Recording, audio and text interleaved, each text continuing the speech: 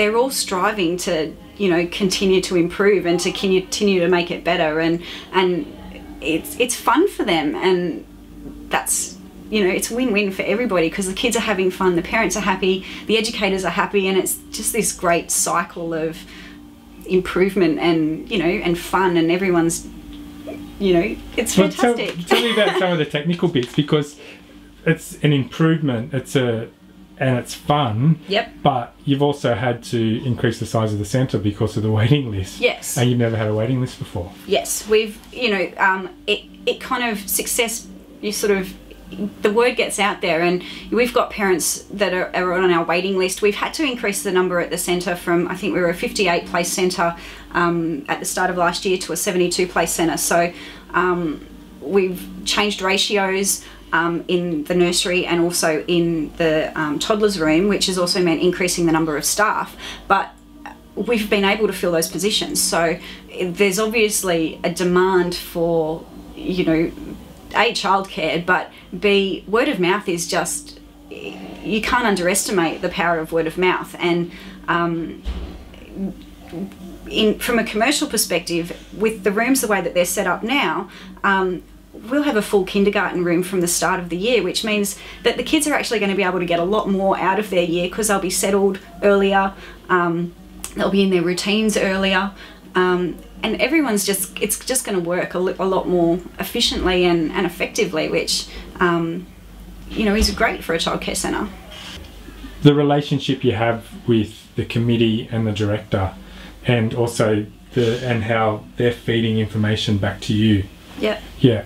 Okay, so the general committee meets once a month, the executive committee meets once a month, and the staff meet once a month. So we've got a pretty, you know, a formalised communication process between, you know, staff and committee.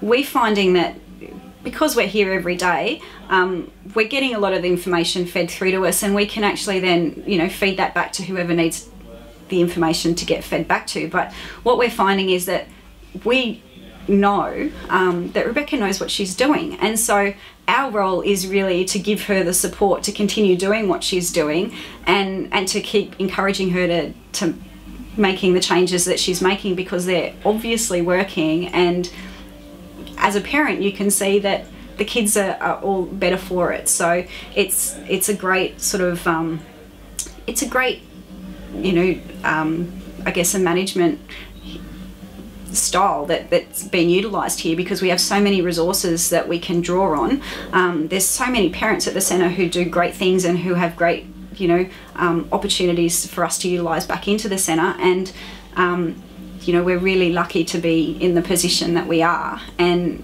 fortunately we have a director that also knows how to draw on those opportunities and to make them work in the centre as it is.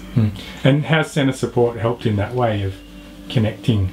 Okay, well, from what I understand, Centre Support has been used to help build our team.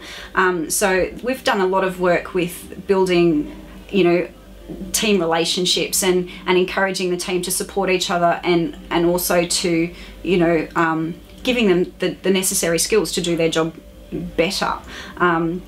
From what I also understand, you know, we've been using Centre Support to help us not only, you know, achieve a certain level, but to achieve an exceeding level. That's our goal. We want to exceed and we want to excel, and that's how we, you know, we're sort of positioning it. And Centre Support has given us tools that we've been able to use. Our Rebecca's relationship with Alyssa is, you know, it's really helping her achieve goals that she might not have necessarily done without that support. So, you know, we're grateful that there is someone that Rebecca is accountable to, that is actually, you know, got a little bit more of knowledge of the, you know, the early years framework and the quality standards to help push her, and, you know, on the same note, draw everybody else up to that same level. So yeah, it's been really positive.